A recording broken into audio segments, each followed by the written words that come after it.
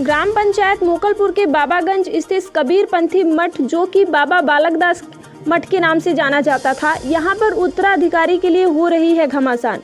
आपसे बता दूं कि बीते एक हफ्ते पहले यहाँ जो मठाधीश थे नारायण दास जी, उन्होंने समाधि ले ली थी, जिसके बाद यह परिस्थिति उत्पन्न है, जिसमें कबीरपंथी कपिल चौरा वाराणसी से इस मठ पर नारायण दास विद्यमान थे।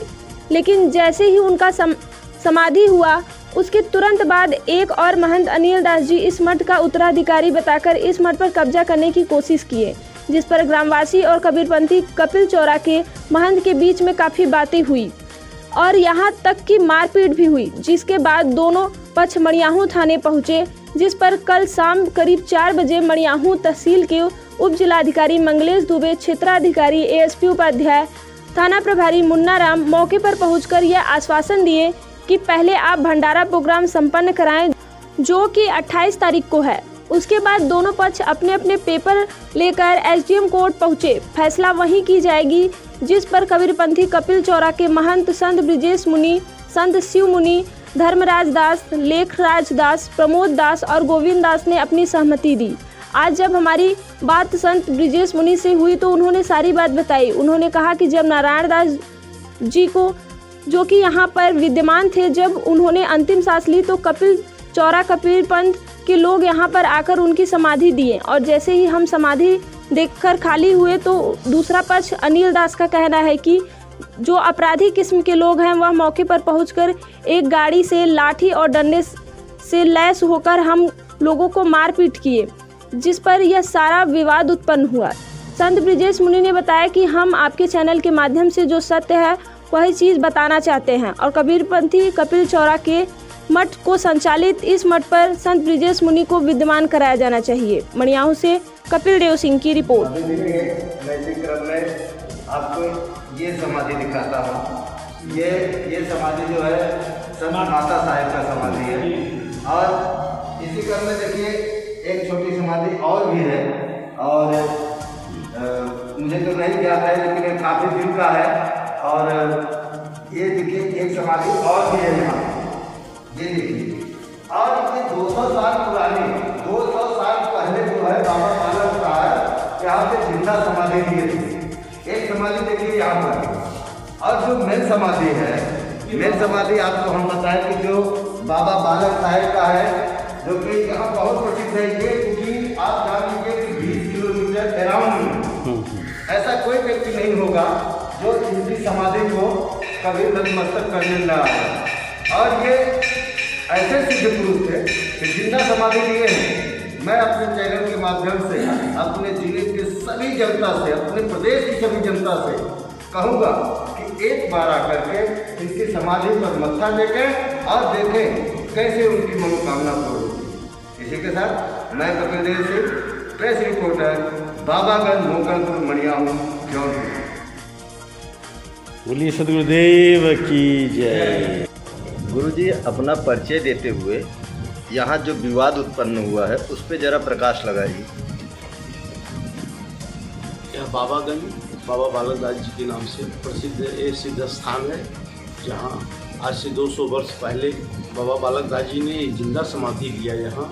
और वो कबीर चौरा मूल गाती वाराणसी के शिष्य थे जी, और यहाँ आकर इतने वर्षों तक तपस्या किए।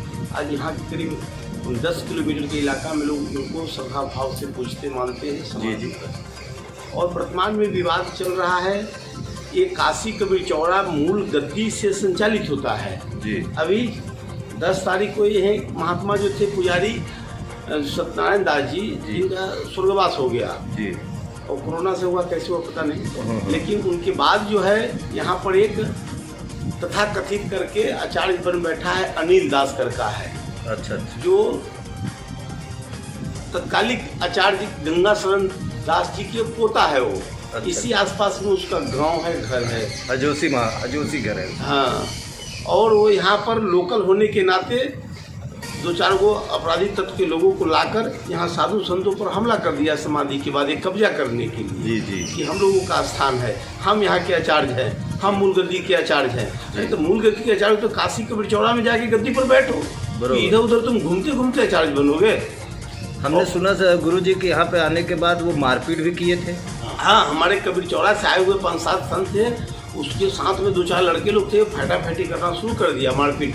यहाँ स्थानीय लोग समझ नहीं पाए थे क्या कि इसमें असली कौन है।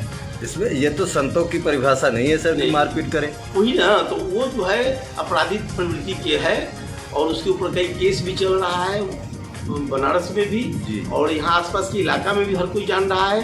ये हमारा कबीर चौड़ा मठ से सैकड़ों मठ है जो छोटी छोटी शाखाएं हैं, वो सब पर धीरे धीरे हावी होना चाहता है। जबकि आचार्य गंगा शरण शास्त्री साहब ने अपना वसीयत आचार्य विवेक दास जी को 1999 में ही लिख दिए थे। अच्छा।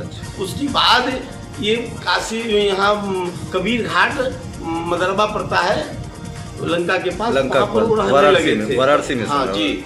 और अभी 6 महीना पहले अगस्त 2020 में उनका शरीर छूट गया। वो बीमार थे, वही बेहोशी हालत में अंगूठा का निशान लेकर झूठ का वसीयतनामा बना लिया है। इधर उधर से खतौनी पर पैसा दे के नाम चढ़वाना शुरू कर दिया है, जबकि ये सब अनलीगल है। ये मूल गादी काशी कबीर चौड़ा की स्थान है और वहाँ से संचालित होता है, और वर्तमान में पीठाधीश्वर आचार्य विवेक दास जी है। अच्छा, आचार्य विवेक दास जी यहाँ के मेन पीठाधीश्वर है। जी मठ से जुड़ा हुआ है ये। अच्छा गुरुजी, ये जो अनिल दास जी है, क्या इनका जुड़ाव अब कबीर चौड़ा से है? नहीं, कोई जुड़ाव नहीं है। कोई जुड़ाव नहीं, आ भी नहीं सकता है, क्योंकि वो अपने स्वार्थ में अपने दादाजी को सेवा किया था। तो करोड़ों रुपया उसको उनके हाथ लग गया। आश्रम भी, तो हम लोगों को भी कोई मतलब नहीं रहा कबीर चौड़ा की, जाने दो, वो अपना सेवा किया है तो अपना है। लेकिन धीरे धीरे उसका मोह और लोभ होना शुरू हो गया है। वो स्वयं फर्जी आचार्य बनकर जहीं तहीं वो अपना गलत अफवाह फैला रहा है कि मैं ही आचार्य जो 24वां आचार्य। अच्छा, अपना आडंबर फैला रहा है। यहाँ भी बाबागंज के आसपास के लोगों को भी इस तरह भ्रम पैदा कर दिया था कि मैं ही काशी कबीर चौड़ा के आचार्य हूँ। लोग समझ नहीं पाए कि सच्चाई क्या है।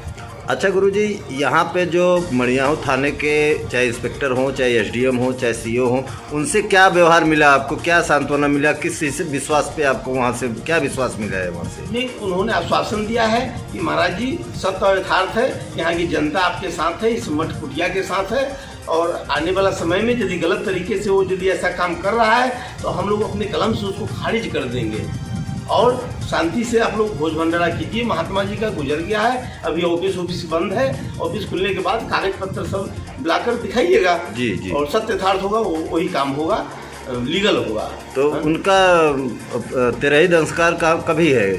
वो 28 तारीख को पड़ता है। ये 28 तारीख को पड़ता है। हमारे कबीर चौड़ा से इतने संत आएंगे और हम लोगों की परंपरा है वो बीजक का पाठ करना, हवन करना, उसके बाद हम लोग सत्संग प्रवचन जो भी होता है भोज भंडारा करेंगे जी। उसके बाद अधिकारी लोग समय दिए हैं, तो अभी तो ऑफिस सब बंद है और कागज यहाँ के नाम चढ़ाने के लिए, भाई यहाँ कबीर चौड़ा का सैकड़ों मठ है ना, पूरे भारत से जुड़ा हुआ है और विदेश में भी है। विवेक दास जी महाराज विदेश भी हमेशा जाते रहते हैं। जी। अभी थोड़ा स्वस्थ है जी, हमने सुना है, बेल्जियम में, कनाडा में, सूरीनाम में और ट्रिनिडाद टोबैगो में, ये तमाम जगहों पर स्थापित किया है आश्रम को। इस ग्राम सभा के लोगों से कैसा सहयोग मिल रहा है? पूरा सहयोग मिल रहा है। ग्राम सभा के लोग अनिल दास पर काफी आक्रोशित है, क्योंकि साधु संतों को ऊपर जो हमला किया, इससे लोग साधु का ही नियम नहीं होता है, उसमें भी तो करे होगा आचार्य है, आचार्य का ये काम होगा कि साधु संत के साथ मारपीट करो। इससे यहाँ की जनता आक्रोशित है, गलत तरीके से वो नाम चढ़ा लिया है, यहाँ की जनता कतई बर्दाश्त नहीं करेगा। हमारे चैनल के माध्यम से गुरुजी अपने इस क्षेत्र के या अपने देश के या अपने जिले की जनता से कुछ कहना चाहेंगे? जी, ये बाबा साहब का ये सिद्ध स्थान है, यहाँ पर सबको अपना भक्ति भावना श्रद्धा बना के रखे, गलत आदमी को प्रवेश न होने दे। जी, थैंक यू वेरी मच।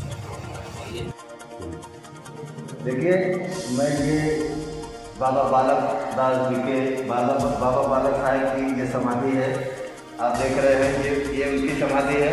आज मैं उस स्थान पर खड़ा हूँ जहाँ पर आपको मैं कहूँगा जरा दिखाइए। उसके बाद संत माता साहब जो है उनका यहाँ पर चित्र लगा हुआ है।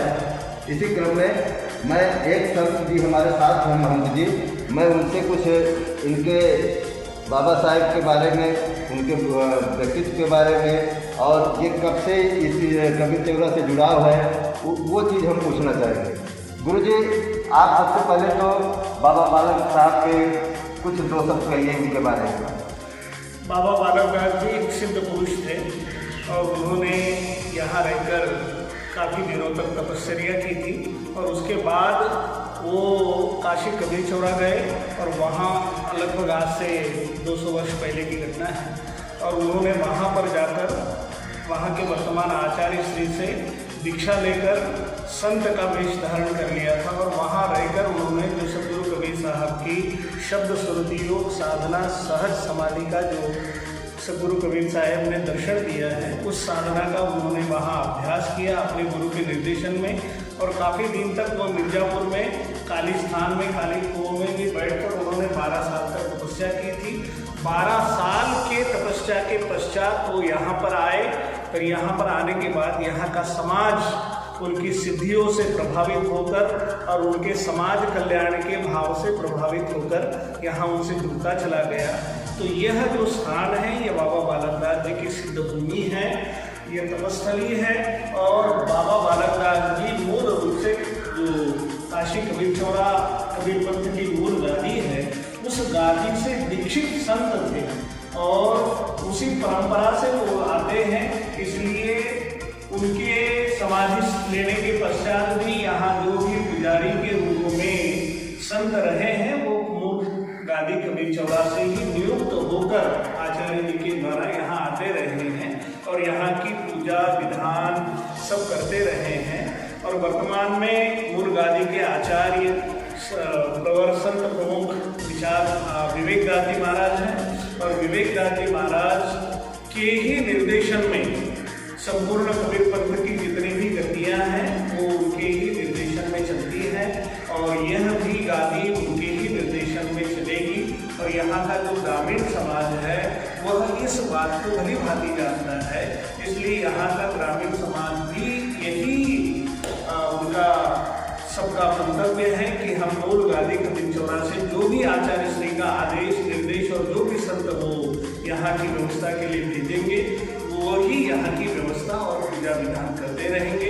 इस प्रकार इस स्थान की परंपरा है और यह स्थान यहाँ के लिए इस स्थानीय जनता के लिए बहुत ही श्रद्धा का स्थान है और यहाँ सबकी मनोकामना मनोभावना जुड़ी हुई है और सबकी कामनाएं यहाँ से पूर्ण होती हैं। ऐसा ये सिद्ध स्थान है और यदि कोई गलत व्यक्ति अनिलदास जैसा कोई गलत व्यक्ति यहाँ आकर अपने आप को स्थापित करना चाहेगा तब भी वह यहाँ स्थापित नहीं हो पाएगा, क्योंकि ये सिद्ध भूमि है बाबा बालक दास जी की।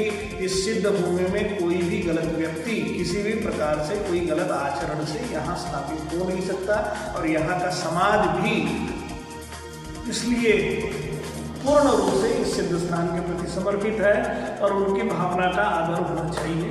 बस इन्हीं शब्दों के साथ बोलिए जय माता साहेब की जय। ये देख रहे हैं सब समाधि है संतों की। कर दे। अच्छा।